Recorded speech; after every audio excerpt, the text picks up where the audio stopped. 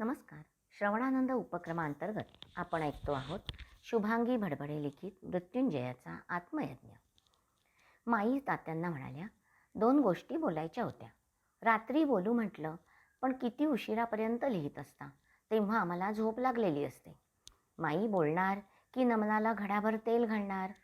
पुढच्या वर्षी बाळाभाऊजी म्हणतायत, त्याप्रमाणे चंपकचं लग्न करूया.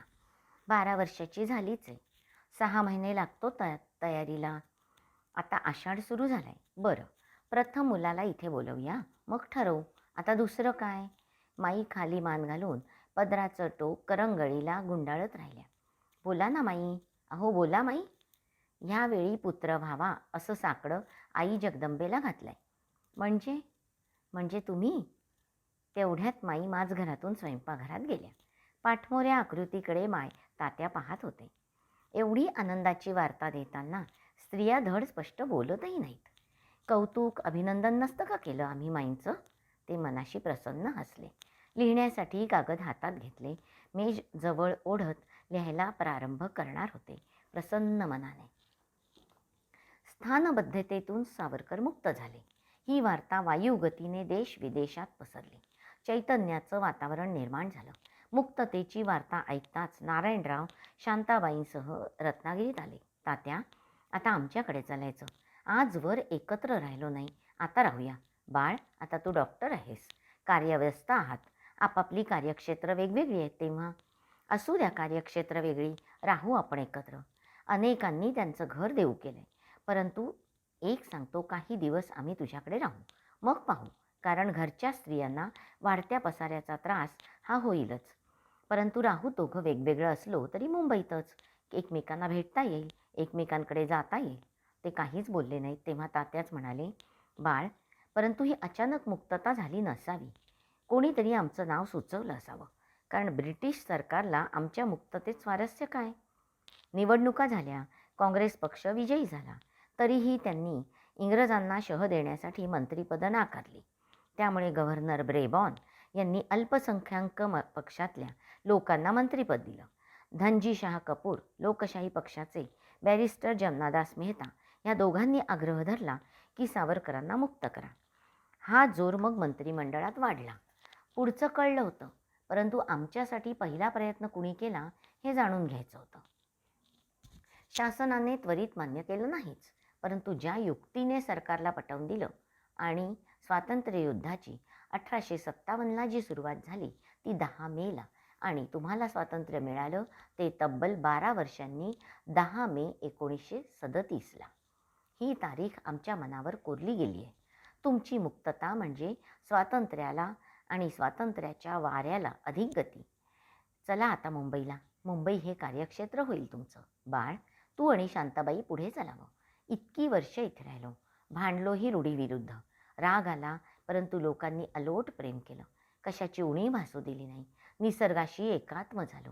मनाला आनंद देणारा समुद्र, त्याची आवर्तनं सारी आम्हाला प्रिय होतं. त्यापेक्षा प्रिय आहे देशाचं स्वातंत्र्य. त्यासाठी आम्ही मुंबईला येऊन चळवळ उभारू. आता इथे प्रत्येक घरी जायला हवं, त्यांच्या ऋणबंधनातून मुक्त व्हायला हवं. तात्या, अनेकदा तुमच्याबद्दल विचार करतो ना, तुम्ही आम्हाला अगम्य वाटता.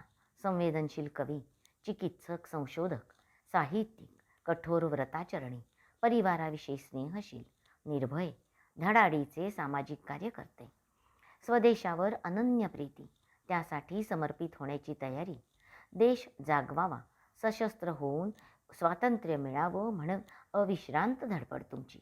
खरंच अनेक रूपात तुम्ही आम्हाला दिसता. तुम्ही देवतांना मानतच नाही असं नाही. देवीसमोर घेतलेल्या प्रतिज्ञेचं सतत तुम्हाला स्मरणही असतं. पतितपावन मंदिर उभारून तुम्ही देवत्वाची जाणीव दिली.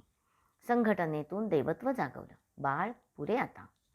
त्याच्या खांद्यावर हात ठेवीत तात्या म्हणाले, तात्या, आज मनात आलं बोलून टाकतो. तुम्ही प्रखर विज्ञाननिष्ठ आहात. ज्ञान विज्ञान नंतर. विज्ञानाला जे आकलन होत नाही, भक्तीने जे आकलन होतं ते अध्यात्म. तुम्ही ते मानता, पूर्णतः मानता. तरीही तुम्ही गाय हा पशु आहे असं म्हटलं की दुःख झालं. का? ती पशु नाही. तिच्या गोमूत्राचा, शेणाचा समाजाला उपयोग होतो, परंतु त्यातलं विज्ञान लोकांना कळत नाही. ती उपयुक्त आहे जिवंत असताना आणि मृत्यूनंतरही. तिच्या शिंगांचं खत होतं. तिचं दूध अत्यंत पौष्टिक आहे. तर तिला पशु म्हटलं तर प्रश्न का पडावा? कारण असं की ही गाय पशु असली तरी तुम्ही सांगितलेलं महत्त्व तिचं पूर्वी काळी विज्ञाननिष्ठ भारत संस्कृतीने सादर करीत आदराने सांगितलं की तिला स्पर्श करताच ऊर्जा मिळते. हे विज्ञान झालं. तिला स्पर्श करून पूजा केल्याने पुण्य मिळतं, हा फरक आहे ना. आपण मातेला जर ती सेवाभावी बाई आहे असं म्हटलं तर कसं वाटेल? बाळ, तुझं पटलं. कधी कधी आपण सत्य आणि स्पष्ट बोलताना भावना जपायला हव्यात, हे आम्ही लक्षात ठेवू. तसं म्हणायचं नव्हतं तात्या आम्हाला. आपलं जे मन आहे, आपलं जे अध्यात्म आहे, ते विज्ञानाच्या पलीकडे आहे. आपण चित्राहुती घालतो, याच्या मागे काय? प्रत्येक गोष्टीमागे विज्ञान आहे. परंतु त्यावेळी समाजाला धाकात ठेवण्यासाठी त्यामागे पाप पुण्य कल्पना लावूनच विज्ञानच ऋषीमुनींनी समाजाला दिलं आणि म्हणून धर्मकल्पना मनावर बिंबल्या. अगदी मान्य बाळ, अगदी मान्य.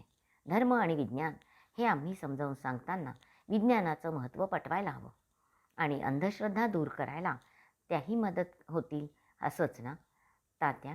तुमच्यावर होणारी टीका ही आमच्यावरचीच टीका आहे. समजलं बाळ? अशी किती आक्षेपार्ह गोष्ट आम्ही बोललो. ही एकमेव. म्हणूनच आम्ही धैर्याने सांगितलं, क्षमा असावी. लहान तोंडी मोठा घास घेतला. असं का म्हणतोस बाळ? तात्यांनी त्याच्या खांद्यावर हात घालून जवळ घेतलं. ही स्पर्श भेट अनेक दिवसांनी झालेली. दोघंही गेहिवरले.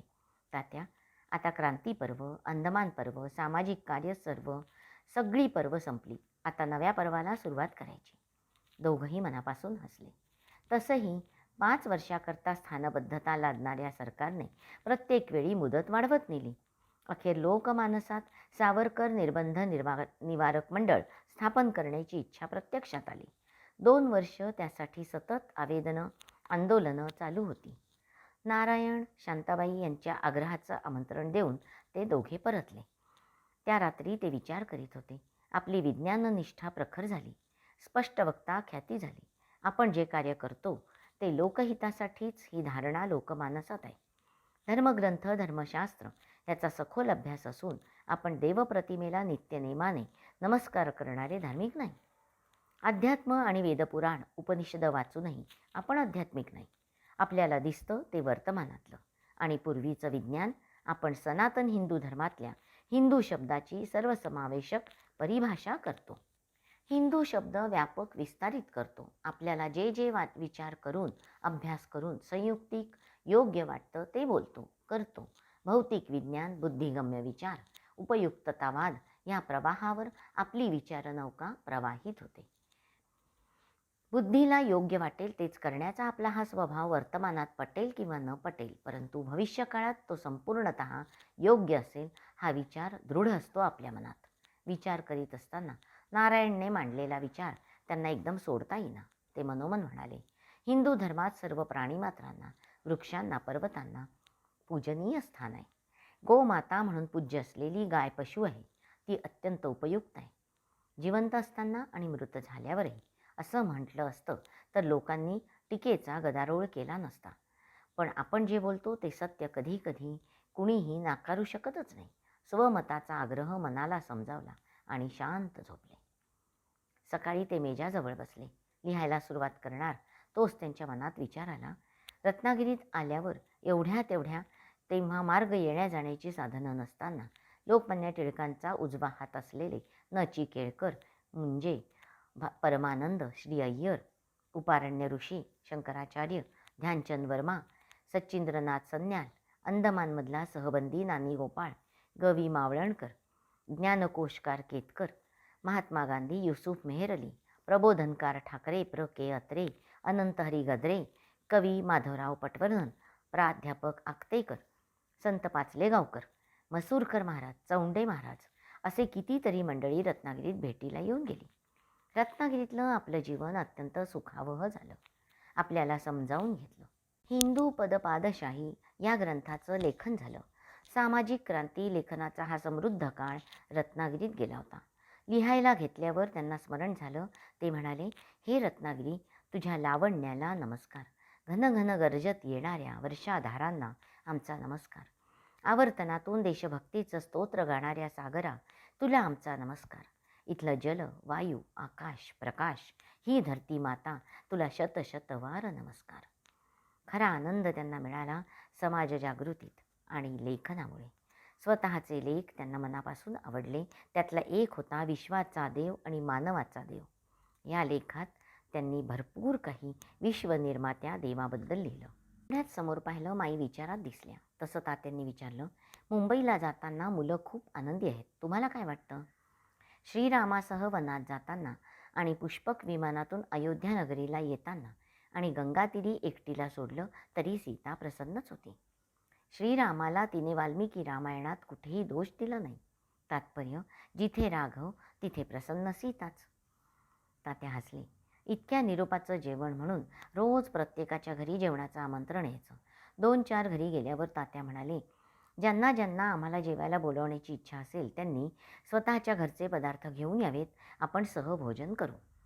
15 दिवस सहभोजनं आणि त्या निमित्ताने भाषणं होत होती. त्यांनी जाऊ नये असं सर्वांना वाटत होतं.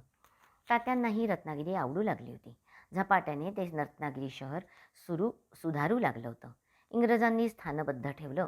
अनेक सुधारणांना संधी होती. संघर्ष होता, वादविवाद होता, परंतु आता गाव आपलं झालं होतं. शिवाय इथून जाताना आनंदही होताच. नाशिकला घर नव्हतंच कधी आणि ब्रिटिशांनी वाडा जप्त केला. तेव्हा पुण्यापेक्षा मुंबईला गेल्यास कार्यक्षेत्र विस्तृत मिळेल. राजकीय, सामाजिक, आर्थिक केंद्र असलेलं मुंबई आता आपलं कार्यक्षेत्र करावं असं त्यांच्या मनात आलं. त्यात नारायणने केलेला घरी येण्याचा आग्रह मोडवत नव्हता. मनातून त्यांनी ठरवलं की आपला परिवार वेगळा ठेवावा, कारण येणाऱ्या मंडळींचा वाढता राबता शांताबाई आणि नारायण यावर पडायला नको. आणि झालंही तसंच. आल्या आल्या दादरच्या नारायणच्या घरी गर्दीला सुमार राहिला नाही. तेव्हा ते म्हणाले, रत्नागिरीतून सुटका झाली तरी 2 महिने पाहुणचार घेत होतो. आता मुंबईत सव्याज परत करावा लागणार असं दिसतंय. तेव्हा बाळ, आपल्या मनातला स्नेह कायम ठेवत आपण 2 ठिकाणी राहूया. दादरला एकाने जागा सांगितली आणि आपण परके नाही, परंतु त्रास वाढू शकतो. आणि तसंही मुंबईला येताच बाबाही नारायणकडेच होते. मी वृषाली केळकर आजच्या वाचनाचा इथे समारोप करते. हरिओम तत्सत. श्रीकृष्णार्पणमस्तु.